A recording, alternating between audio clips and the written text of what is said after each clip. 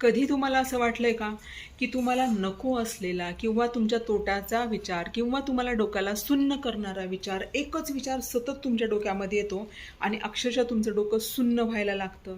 त्यावेळेस या विचारापासून किंवा अतिविचारापासून मुक्तता मिळवण्यासाठी सर्वात मोठी ट्रिक आज मी तुम्हाला सांगणार आहे. पहिल्यांदा चॅनलला लाईक, शेअर आणि सबस्क्राईब करा. तर ती ट्रिक अशी आहे की ज्यावेळेस हे अतिविचार किंवा तुम्हाला नको असलेला किंवा तुमच्या तोट्याचा विचार ज्यावेळेस तुमच्या डोक्यामध्ये येईल, त्यावेळेस त्याला म्हणायचं, हे यू स्टॉप. आता थांब. तू आत्ता यायचं नाही, आत्ता माझ्याकडे तुझ्यासाठी बिलकुल वेळ नाही. संध्याकाळी 7 वाजता यायचं.